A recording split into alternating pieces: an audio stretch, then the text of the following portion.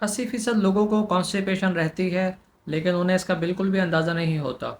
یہ بات میں ویسے ہی نہیں کہہ رہا، یہ بات میں تجربے کی بنیاد پر کہہ رہا ہوں۔ جب بھی میرے پاس پیشنٹ آتے ہیں علاج کے حوالے سے، جب میں ان سے پوچھتا ہوں کانسٹیپیشن رہتی ہے، کہتے ہیں نہیں۔ علامات بتاتا ہوں تو کہتے ہیں کہ بہت عرصے سے یہ کیفیت ہے۔ کانسٹیپیشن ہوتی کیا ہے، اس کو جانیں کیسے، اس بات کو ذرا سمجھیں۔ سب سے پہلے تو روزانہ کی بنیاد پر اسٹول پاس نہ ہونا۔ اگر ایسا نہیں ہوتا، آپ کو کانسٹیپیشن ہے۔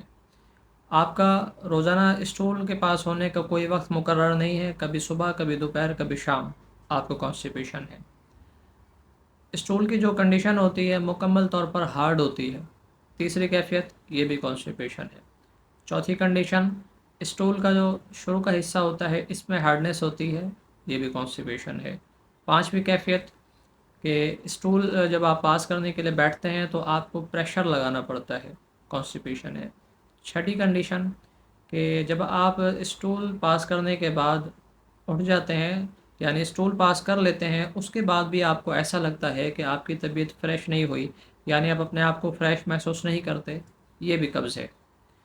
تو قبض کی کوئی 7-8 علامت ہیں، 6 غالباً 7 میں نے آپ کو بتا دی ہیں۔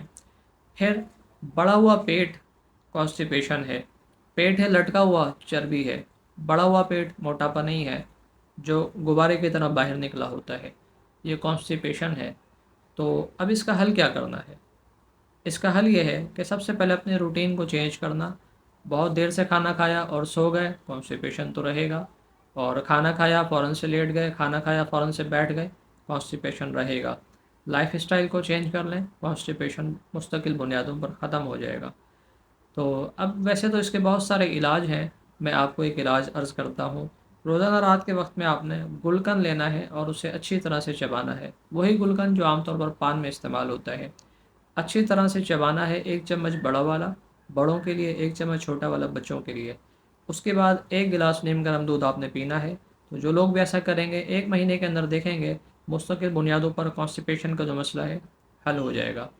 تو یہ تو ہو گیا کانسٹیپیشن کا حل۔ اس کے علاوہ آپ یا آپ کے گھر کے اندر کوئی فرد کسی بیماری کے اندر مبتلا ہے، علاج نہیں ملتا، کامنٹ کریں، اس کے اوپر ایک ویڈیو ریکارڈ کر دوں گا۔